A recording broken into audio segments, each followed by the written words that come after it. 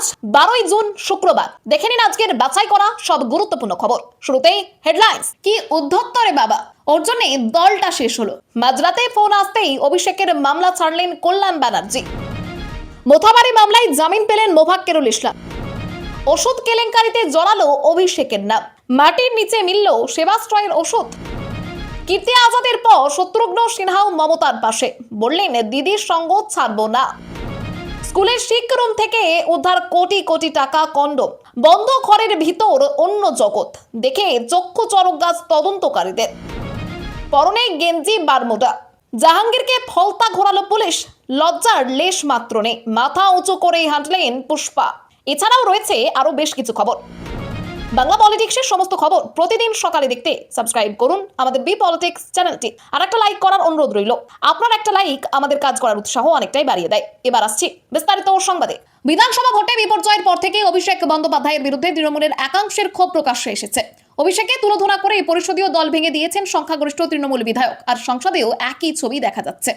এতদিন মমতা বন্দ্যোপাধ্যায়ের পাশে থাকা কল্যাণ বন্দ্যোপাধ্যায়ও এবার অভিষেকের বিরুদ্ধে সরব হয়েছেন। শৈজাল কাণ্ডে রক্ষা কবচ চেয়ে হাইকোর্টে দায়ের করা অভিষেকের মামলার আইনজীবী হিসেবে সরে দাঁড়িয়ে তিনি অভিযোগ করেন তাকে ডাস্টবিনের মতো ব্যবহার করা হয়েছে এবং অভিষেকের অধ্যত্ব মেনে নেওয়া সম্ভব নয়। কল্যাণ জানান, মামলার শুনানির আগে তাকে না জানিয়ে অন্য আইনজীবীকে দায়িত্ব দেওয়া হয়। এরপরেই তিনি বলেন ওর জন্য দলটা শেষ হয়েছে, তারপরে উদ্ধত ভাব যায়নি। পাশাপাশি মমতা বন্দ্যোপাধ্যায়কে স্পষ্ট বার্তা দিয়ে বলেন তাকে সিদ্ধান্ত নিতে হবে দলে অভিষেক থাকবেন নাকি তার মতো অভিষেক বিরোধীরা। কল্যাণের দাবি, তিনি সবসময় দিদির পাশে থেকেছেন, কিন্তু অভিষেকের নেতৃত্বে চলা সম্ভব নয়। তিনি আরো বলেন 2022 সাল থেকে অভিষেকের নেতৃত্ব নিয়ে প্রশ্ন তুলেছিলেন, এবার ফাইনাল কল নেওয়ার সময় এসেছে। মোথাবাড়ি মামলায় জামিন পেলেন মোফাক্কেরুল ইসলাম। মালদার মোথাবাড়িতে বিচারকদের আটকে রাখার ঘটনায় মূল অভিযুক্ত মোফাক্কেরুল ইসলাম বড় স্বস্তি পেলেন। বৃহস্পতিবার কলকাতা নগর দায়রা আদালতের বিশেষ এনআইএ আদালত মোফাক্কেরুল ইসলাম সহ আরো একজন অভিযুক্তকে জামিন মঞ্জুর করেছে। এর ফলে দীর্ঘ আইনি প্রক্রিয়ার পর তাদের সংশোধনাগার থেকে মুক্তির পথ প্রশস্ত হয়েছে। অভিযুক্তদের আইনজীবীদের বক্তব্য অনুযায়ী মোফাক্কেরুল ইসলাম ও তার সঙ্গীর বিরুদ্ধে মোট 4টি মামলা দায়ের করা হয়েছিল। এর মধ্যে 3টি মামলায় তারা আগেই জামিন পেয়েছিলেন, তবে একটি মামলায় জামিন না মেলায় তাদের জেলেই থাকতে হচ্ছিল। বৃহস্পতিবার সেই শেষ মামলাটিতেও বিশেষ এনআইএ আদালত জামিন মঞ্জুর করে। ফলে 4টি মামলাতেই জামিন পাওয়া মোফাক্কেরুল ইসলাম এবং তার সঙ্গী মুক্তিতে আর কোনো আইনি বাধা রইল না। আদালতের এই সিদ্ধান্তে তার পরিবার এবং ঘনিষ্ঠ মহলে স্বস্তির পরিবেশ তৈরি হয়েছে। দীর্ঘদিনের আইনি টানাপোড়েনের পর অবশেষে মুক্তি পাওয়ার সম্ভাবনা তৈরি হওয়ায় অভিযুক্তদের সমর্থকরাও সন্তোষ প্রকাশ করেছেন। ওষুধ কেলেঙ্কারিতে নাম জড়ালো অভিষেকের। মাটির নিচে থেকে মিলল সেবাশ্রয়ের ওষুধ। ডায়মন্ড হারবারের হিঙ্গাবেরিয়ায় মাটি খুঁড়ে বিপুল পরিমাণ ওষুধ উদ্ধারের হওয়ার ঘটনায় এলাকায় তীব্র চাঞ্চল্য ছড়িয়েছে। উদ্ধার হওয়া ওষুধের প্যাকেটে সেবাশ্রয়ের লোগো থাকায় ঘটনাটিতে রাজনৈতিক রং লেগেছে এবং অভিষেক বন্দ্যোপাধ্যায়ের নামও আলোচনায় এসেছে। স্থানীয় সূত্রে জানা গিয়েছে, জেসিবি দিয়ে মাটি খোঁড়ার সময় একের পর এক ওষুধের প্যাকেট উদ্ধার হয়। খবর পেয়ে ঘটনাস্থলে পৌঁছয় পুলিশ এবং কেন ওই ওষুধগুলি মাটির নিচে রাখা হয়েছিল, সেগুলির মেয়াদ ছিল কিনা এবং ব্যবহারের উপযোগী ছিল কিনা তা খতিয়ে দেখা হচ্ছে। বিজেপির অভিযোগ, উদ্ধার হওয়া ওষুধের বাজার মূল্য কয়েক কোটি টাকা এবং সেগুলি পাচারের উদ্দেশ্যে মাটির নিচে লুকিয়ে রাখা হয়েছিল। তাদের দাবি, সেবাশ্রয় শিবিরের নামে সরকারি ওষুধ চুরি করা হয়েছে এবং দুর্নীতির প্রমাণ লোপাট করতেই সেগুলি পুঁতে রাখা হয়েছিল। বিজেপির মগরাহাট পশ্চিমের বিধায়ক শামীম আহমেদের নামও উল্লেখ করেছে। তবে তৃণমূল এই অভিযোগকে ভিত্তিহীন বলে দাবি করেছে। তাদের বক্তব্য, মেয়াদ ফুরিয়ে যাওয়ার কারণেই ওই সমস্ত ওষুধ মাটিতে পুঁতে দেওয়া হয়েছিল। সেবাশ্রয় উদ্যোগকে ঘিরে নতুন করে বিতর্কের সূত্রপাত হয়েছে। কীর্তি আজাদের পর শত্রুঘ্ন সিনহাও মমতার পাশে, বললেন দিদির সঙ্গ ছাড়বো না। 26-এর বিধানসভা নির্বাচনের ফল ঘোষণার 1 মাসের মধ্যে তৃণমূলে ভাঙন দেখা দিয়েছে। বিধানসভার পরিষদীয় দলের পর সংসদীয় দলেও অস্থিরতা তৈরি হয়েছে এবং একের পর এক সাংসদের পদত্যাগের খবর সামনে এসেছে। এই পরিস্থিতিতে আসানসোলে তৃণমূল সাংসদ শত্রুঘ্ন সিনহাকে ঘিরে জল্পনা শুরু হয় যে তিনি বিদ্রোহী সাংসদদের সঙ্গে যোগ দিতে পারেন। বিশেষ করে প্রধানমন্ত্রী নরেন্দ্র মোদীকে শুভেচ্ছা জানিয়ে তার সমাজ মাধ্যমে পোস্ট ঘিরে এই জল্পনা আরো জোরদার হয়। তবে শত্রুঘ্ন সিনহা নিজেই সমস্ত জল্পনা খারিজ করে দিয়েছেন। তিনি জানিয়েছেন তিনি মমতা ব্যানার্জির পাশেই রয়েছেন এবং আগামী দিনেও তার অবস্থান বদলাবে না। এদিকে দিল্লিতে কেন্দ্রীয় মন্ত্রী ভূপেন্দ্র যাদবের বাড়িতে একাধিক তৃণমূল সাংসদের বৈঠক ঘিরে বিদ্রোহী শিবিরের শক্তি বৃদ্ধি নিয়ে আলোচনা চলছে। বিদ্রোহী গোষ্ঠীর দাবি, তাদের সঙ্গে 20-এর বেশি সাংসদ রয়েছেন। যদিও শত্রুঘ্ন সিনহা স্পষ্ট ভাষায় বলেছেন তাকে নিয়ে ছড়ানো খবর সম্পূর্ণ মিথ্যা। তার কথায়, দুঃসময়ে মমতা বন্দ্যোপাধ্যায় আমার পাশে দাঁড়িয়েছিলেন, কঠিন সময়ে আমিও তার পাশে দাঁড়াবো। তিনি আরো জানিয়েছেন কখনো দিদিকে ছেড়ে যাবেন না।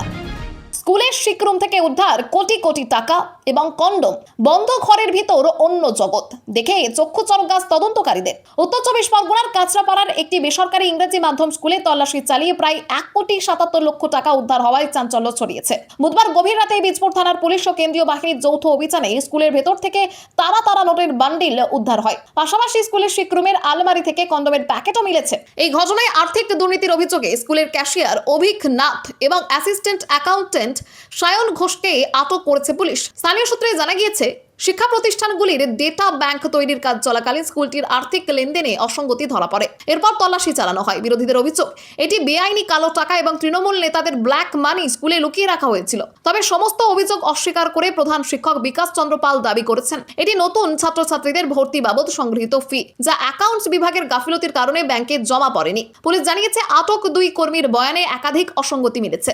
উদ্ধার হওয়া টাকার প্রকৃত উৎস এবং এর পেছনে কোনো আর্থিক তছরূপের চক্র রয়েছে কিনা তা খতিয়ে দেখতে তদন্ত শুরু হয়েছে। পরনে গেঞ্জি বারমুডা, জাহাঙ্গীরকে ফলতা ঘোরালো পুলিশ, লজ্জার লেশ মাত্র নেই, মাথা উঁচু করে হাঁটলেন পুষ্পা।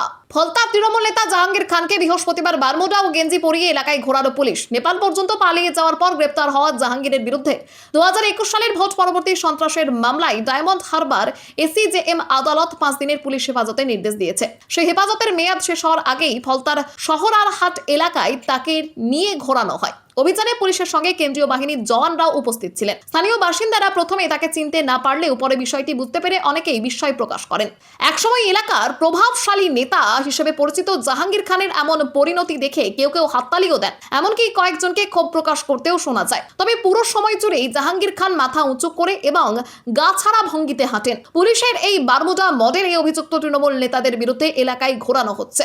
এর মাধ্যমে একদিকে অভিযুক্তদের জনসমক্ষে আনা হচ্ছে, অন্যদিকে সাধারণ মানুষের কাছে এই বার্তা পৌঁছে দেওয়া হচ্ছে যে এখন তারা আর এই ধরনের নেতাদের ভয় পান না। কলেজের ইউনিয়ন রুমে মহিলাদের অন্তর্বাস, মদের বোতল, এবারে শোরগোল জলপাইগুড়িতে। জলপাইগুড়ির ঐতিহ্যবাহী আনন্দচন্দ্র কলেজে বন্ধ থাকা স্টুডেন্ট ইউনিয়ন রুমের তালা ভেঙে বিপুল পরিমাণ বিলাতি মদের বোতল, নিষিদ্ধ কাফ সিরাপ, সিরিঞ্জ, মহিলাদের অন্তর্বাস সহ একাধিক আপত্তিকর সামগ্রী উদ্ধারের ঘটনায় জেলায় ব্যাপক চাঞ্চল্য ছড়িয়েছে। এবিভিপির সদস্যরা বুধবার তালা ভাঙার পর এই সামগ্রীগুলি উদ্ধার করেন। তাদের অভিযোগ, তৃণমূল ছাত্র পরিষদ দীর্ঘদিন ধরে ইউনিয়ন রুমটিকে অসামাজিক কাজের আখড়া বানিয়ে রেখেছিল এবং এর ফলে কলেজের শিক্ষার পরিবেশ নষ্ট হয়েছে। বামামূলের ছাত্র সংসদ এসএফআই এর দখলে থাকলেও 2011 সালের পর তৃণমূল ছাত্র পরিষদ কলেজে আধিপত্য বিস্তার করে। এবিভিপির দাবি, রাজ্যে রাজনৈতিক পালা বদলের পর থেকে টিএমসিপির নেতাদের আর দেখা যায়নি এবং ইউনিয়ন রুমও দীর্ঘদিন বন্ধ ছিল।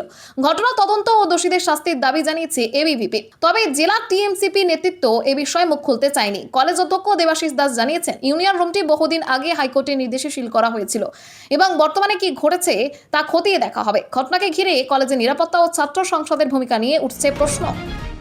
অবশেষে জল্পনাই সত্যি হলো, রাজ্যসভার সদস্য পদ ছাড়লেন কোয়েল মল্লিক। দীর্ঘ জল্পনার অবসান ঘটিয়ে জনপ্রিয় অভিনেত্রী কোয়েল মল্লিক তিনি রাজ্যসভার সদস্য পদ থেকে ইস্তফা দিয়েছেন। বৃহস্পতিবার তার পদত্যাগপত্র জমা পড়ার পর প্রকাশ্যে আসতেই রাজনৈতিক মহলে নতুন করে চর্চা শুরু হয়েছে। বিধানসভা নির্বাচনের আগে তৃণমূলের বড় চমক হিসেবে তাকে রাজ্যসভায় পাঠানো হয়েছিল এবং নির্বাচনী প্রচারেও তিনি সক্রিয় ভূমিকা নিয়েছিলেন। তবে সাম্প্রতিক রাজনৈতিক অস্থিরতা, দলের ভাঙন এবং রাজনৈতিক বিতর্ক থেকে দূরে থেকে নিজের অভিনয় জীবন ও ব্যক্তিগত শান্তিকে প্রাধান্য দিয়েই তিনি এই সিদ্ধান্ত নিয়েছেন বলে বিভিন্ন সূত্রের দাবি। কোয়েল মল্লিকের আগে তৃণমূল সাংসদ প্রকাশ্য রাজ্যসভা সদস্য পদ থেকে ইস্তফা দেন। তারপর কোয়েলের পদত্যাগে রাজ্যসভায় তৃণমূলের সাংসদ সংখ্যা কমে দাঁড়িয়েছে 9। এর আগে সুখেন্দু শেখর রায় এবং সুস্মিতা দেবের পদত্যাগও দলীয় সংসদীয় শক্তিতে ধাক্কা দিয়েছে।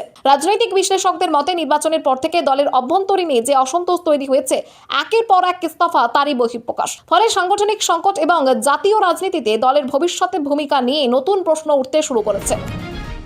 অদিতি মুন্সির পার্টি অফিসে ত্রাণ সামগ্রী ও নথি উদ্ধার, ঘটনাস্থলে বিজেপি বিধায়ক তরুণ জ্যোতি তিওয়ারি। বাড়ছে বিতর্ক।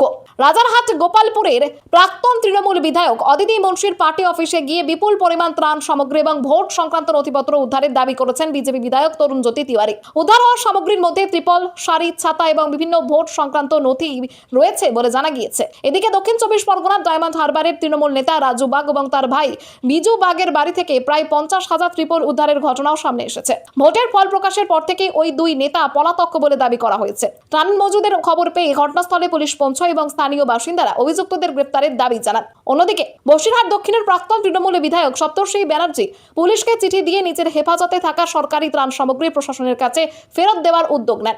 একইভাবে বারাসাতের প্রাক্তন তৃণমূল বিধায়ক চিরঞ্জিত চক্রবর্তীও তার কাছে থাকা ত্রিপল এবং অন্যান্য সামগ্রী বর্তমান বিধায়ক বা প্রশাসনের হাতে তুলে দেওয়ার ইচ্ছে প্রকাশ করেছেন। সরকারি ত্রাণ দুর্নীতির অভিযোগে জেলায় জেলায় পুলিশের অভিযান অব্যাহত রয়েছে। রাহুলের মৃত্যু কেন হলো খুঁজে বের করুন, উড়িষ্যা পুলিশকে কড়া নির্দেশ প্রধানমন্ত্রীর। উড়িষ্যার বালেশ্বরে আউটডোর শুটিং চলাকালীন টলিউড অভিনেতা রাহুল অরুণোদয় ব্যানার্জির আকস্মিক মৃত্যুর ঘটনায় নতুন মোড় এসেছে। ঘটনাটি শুধুমাত্র দুর্ঘটনা নাকি শুটিং সেটের অব্যবস্থার ফল তা খতিয়ে দেখতে এবার সরাসরি হস্তক্ষেপ করেছে প্রধানমন্ত্রীর দপ্তর। অভিনেতার মৃত্যু রহস্যের প্রকৃত কারণ উদ্ঘাটন এবং দায়ীদের চিহ্নিত করতে উড়িষ্যা সরকারকে কড়া নির্দেশ পাঠানো হয়েছে বলে জানা গিয়েছে। সূত্রের খবর, বালেশ্বরে ভোলে বাবা পারকারিকা ধারাবাহিকের শুটিং চলাকালীন এই মর্মান্তিক দুর্ঘটনাটি ঘটে। অভিযোগ, শুটিং সেটে অভিনেতা এবং কলা কুশলীদের জন্য ন্যূনতম নিরাপত্তা বিধিও মানা হয়নি। পর্যাপ্ত প্রস্তুতি এবং সুরক্ষা ব্যবস্থা ছাড়াই বিপজ্জনক পরিস্থিতিতে কাজ করতে বাধ্য করার ফলে রাহুলের মৃত্যু হয়েছে বলে অভিযোগ উঠেছে। ঘটনার সামনে আসার পরই টলিপাড়ায় তীব্র ক্ষোভ ছড়িয়ে পড়ে। এরপর দোষীদের দৃষ্টান্তমূলক শাস্তির দাবিতে সর্বভারতীয় চলচ্চিত্র কর্মী সংগঠন সরব হয়। সংগঠনের কেন্দ্রীয় সভাপতি সুরেশ শ্যামলাল গুপ্ত প্রধানমন্ত্রীর দপ্তরে বিস্তারিত অভিযোগপত্র জমা দেওয়ার পরে বিষয়টি গুরুত্ব সহকারে বিবেচনা করা হয়েছে। সায়নী ঘোষকে ঘিরে জল্পনা, কুণালের কটাক্ষে বাড়ল বিতর্ক। বিধানসভা ভোটের ফল প্রকাশের পর তৃণমূলের অন্দরে ভাঙন এবং বিদ্রোহ নিয়ে জোর চর্চা চলছে। বিদ্রোহী শিবিরে একাধিক বিধায়ক এবং সাংসদের নাম উঠে এসেছে। সেই তালিকায় তৃণমূল সাংসদ সায়নী ঘোষের নাম নিয়েও জল্পনা তৈরি হয়েছে। গত কয়েকদিন ধরে তিনি মিডিয়া ও সমাজ মাধ্যমে প্রায় অনুপস্থিত ছিলেন। অবশেষে বিমানবন্দরে তাকে দেখা গেলেও মুখ ঢেকে চলাফেরা করতে দেখা যায়, যা নিয়ে নতুন করে আলোচনা শুরু হয়েছে। সায়নীর এই আচরণকে কেন্দ্র করে তৃণমূল বিধায়ক কুণাল ঘোষ প্রকাশ্যে কটাক্ষ করেন।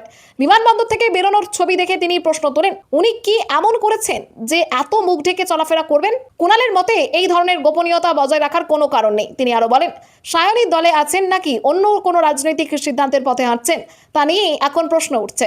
এদিকে সায়নী ঘোষকে বিদ্রোহী সাংসদদের তালিকায় থাকার জল্পনা ঘিরে রাজনৈতিক মহলে এখন আলোচনা তুঙ্গে। তবে এই বিতর্কের মাঝে তিনি কোনো মন্তব্য করেননি, ফলে তার রাজনৈতিক অবস্থান নিয়ে জল্পনা আরও বেড়েছে। তৃণমূল কিছু ধান্দাবাজদের গ্যাং ছিল, কটাক্ষ পঞ্চায়েত মন্ত্রী দিলীপ ঘোষের। বিধানসভা নির্বাচনে পরাজয়ের পর তৃণমূল কংগ্রেসে ভাঙন এবং বিদ্রোহের আবহের মধ্যেই দলকে কড়া ভাষায় আক্রমণ করলেন রাজ্যের পঞ্চায়েত মন্ত্রী দিলীপ ঘোষ। বাগডোগরা বিমানবন্দরে তিনি বলেন, তৃণমূল কিছু ধান্দাবাজ লোকেদের গ্যাং ছিল, যদিও এদিন তিনি কারো নাম উল্লেখ করেননি। দিলীপ ঘোষের দাবি, তিনি আগেই বলেছিলেন যে তৃণমূল ক্ষমতা হারালে দলটি ভেঙে পড়বে এবং বর্তমানে সেই ঘটনাই ঘটছে। তার কথায় ডি কোম্পানি যেমন একটি গ্যাং, তেমনই ছিল তৃণমূল। ধান্দা নিয়ে কিছু লোক এসেছিল দলে, যখন দেখেছে কোনো ফল মিলবে না চলে গিয়েছে। বিদ্রোহী গোষ্ঠীতে সদস্য সংখ্যা বৃদ্ধি এবং সায়নী ঘোষের সম্ভাব্য যোগদান প্রসঙ্গে তিনি বলেন, আগে স্কোর সম্পূর্ণ হোক, তারপর এই বিষয়ে কথা বলা যাবে। তিনি আরও দাবি করেন, তৃণমূলের কোনো ভবিষ্যৎ নেই এবং দলটি বাংলার ভবিষ্যৎকেও অন্ধকারের দিকে ঠেলে দিয়েছে। পাশাপাশি তিনি জানান, শিলিগুড়িতে তার একাধিক বৈঠক রয়েছে, যেখানে মহকুমা পরিষদ গঠন, পঞ্চায়েত এবং অন্যান্য প্রশাসনিক বিষয় নিয়ে আলোচনা হবে। তার এই মন্তব্য ঘিরে রাজনৈতিক মহলের অন্তর করে বিতর্ক এবং চর্চা শুরু হয়েছে। অঙ্গনওয়াড়ির খিচুড়িতে টিকটিকি, অসুস্থ 30 জন মা শিশু। ঝাড়গ্রাম জেলার বিনপুর 1 নম্বর ব্লকের আখড়াগোড়া অঙ্গনওয়াড়ি কেন্দ্রে খিচুড়ি খেয়ে 30 জন মা ও শিশু অসুস্থ হয়ে পড়েছেন। বৃহস্পতিবার সকালে ঘটে যাওয়া এই ঘটনাকে কেন্দ্র করে এলাকায় ব্যাপক চাঞ্চল্য ছড়িয়েছে। জানা গিয়েছে, ওই কেন্দ্রে মোট 61 জন মা ও শিশুকে খিচুড়ি পরিবেশন করা হয়েছিল। খাবার খাওয়ার কিছুক্ষণের মধ্যেই বেশ কয়েকজন বমি, মাথা ঘোরা এবং শারীরিক অস্বস্তির অভিযোগ করেন। স্থানীয় সূত্রে জানা যায়, শিশুদের খাওয়ানোর সময় কয়েকজন অভিভাবক খাবারের মধ্যে একটি টিকটিকি দেখতে পান। এরপরে আতঙ্ক ছড়িয়ে পড়ে এবং অসুস্থদের দ্রুত লালগড় প্রাথমিক স্বাস্থ্য কেন্দ্রে ভর্তি করা হয়। চিকিৎসকদের তাদের প্রয়োজনীয় চিকিৎসা শুরু করেছেন এবং সকলেই বর্তমানে চিকিৎসাধীন রয়েছেন। ঘটনার পর অঙ্গনওয়াড়ি কেন্দ্রের খাবারের গুণগত মান এবং স্বাস্থ্যবিধি নিয়ে প্রশ্ন উঠেছে। খবর পেয়ে হাসপাতালে পৌঁছন ঝাড়গ্রাম বিধানসভার বিজেপি বিধায়ক লক্ষ্মীকান্ত সাউ এবং এসডিপিও শামীম বিশ্বাস, লালগড় থানার আইসি সঞ্জীব ঘোষ সহ প্রশাসনের শীর্ষ আধিকারিকরা। তারা অসুস্থদের খোঁজ খবর নেন। ঘটনার কারণ জানতে প্রশাসন তদন্ত শুরু করেছে। 3 তালাক ও অ্যাসিড আক্রান্ত মহিলাদের জন্য বাড়ি ও বিনামূল্যে চিকিৎসার পরিকল্পনা।